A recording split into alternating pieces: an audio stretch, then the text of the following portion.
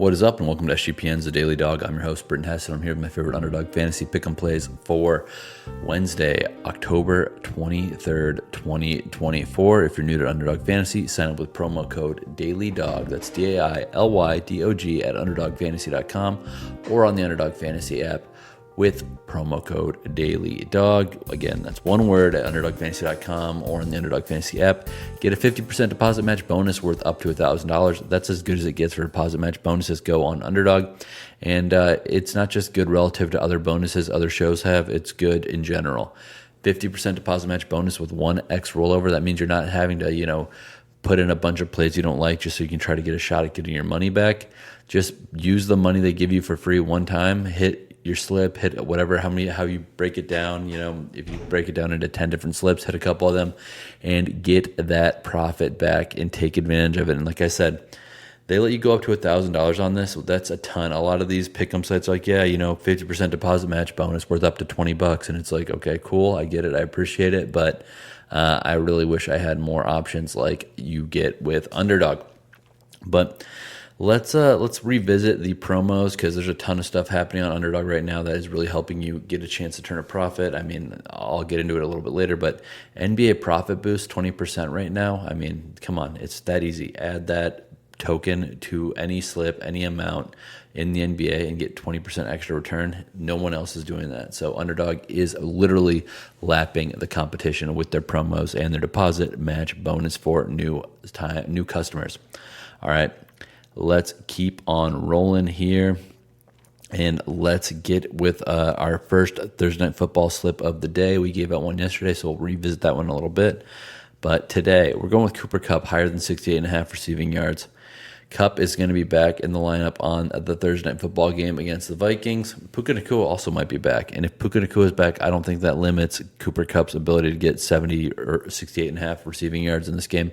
I think it actually helps him out quite a bit because Puka Nacua demands a lot of attention. Attention is on Puka Nacua. Cooper Kupp can make things happen. No problem at all.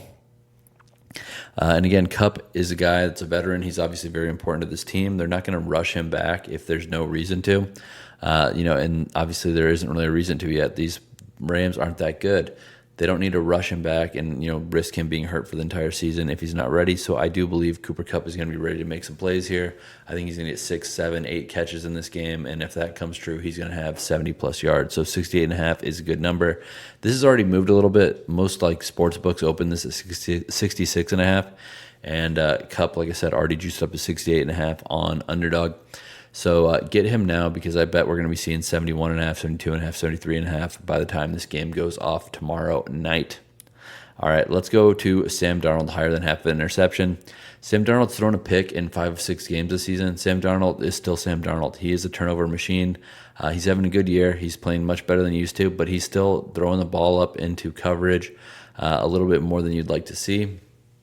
And again, you're getting a flat multiplier on this. That's such a crazy deal because Sam Darnold is just a guy who's historically been very, very turnover prone. Additionally, he is in this this offense for, oh my gosh, how am I forgetting the name of the coach for the Minnesota Vikings? He's another guy who came through the Sean McVay school of offense. So McVay kind of knows how to defend this set. It's O'Connell. Sorry. Coach O'Connell is the head coach of the Vikings. But Sam Darnold is going to be going against Sean McVay, who's very familiar with this offense. I love the shot of Sam Darnold throwing an interception here. And also, guess what? At the end of the first half, they throw up a Hail Mary. End of a game, they throw up a Hail Mary. Those interceptions count just the same. So, give me Sam Darnold to throw a pick here. Last one, edge rusher for the Minnesota Vikings, Jonathan Greenardd, higher than half of a sack versus Matt Stafford. The O-line is getting a little bit healthier for the Rams, but their O-line is still not good. This Rams team still throws it a ton, and Stafford doesn't move that well. Jonathan Greenardd, elite pass rusher, so get him on your slip early. This slip is Cooper Kupp higher than 68.5 receiving yards, Sam Darnold interception, and Jonathan Greenardd higher than half a sack, 6.72x. Good juice on that one.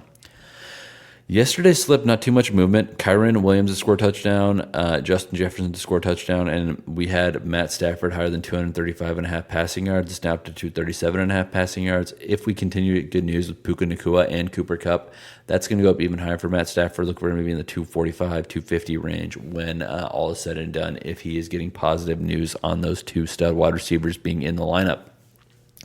I'll also just go big picture for this game real quick. I really, really like this spot for the Rams. I think the Vikings are a very good team. I think Kevin O'Connell is a very good head coach for the Vikings. I think their defense is good. I think Justin Jefferson's the best wide receiver in the league. I think Aaron Jones is a top 10 wide receiver or top 10 running back in the league. Jordan Addison's a fine wide receiver too. TJ Hawkinson could be back in the lineup. So a lot is going for the Vikings. But they just played a big, physical, tough game against the Lions. Teams that have played the Lions have not shown up in their following week. They've literally all gotten destroyed the next week after playing the Lions. The only exception being the Cowboys, but the Cowboys had a bye after they played the Lions, so that doesn't really count.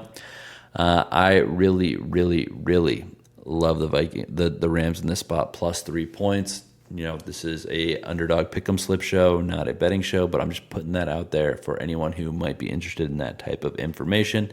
And if you do like more general sports betting stuff and not just props and pick'em slips, check out the show I do with my buddy Amal Shah called Just Win Sports. Search for Just Win Sports on Spotify, Apple, wherever you get your podcasts, or get on my Twitter and you can find it there. All right.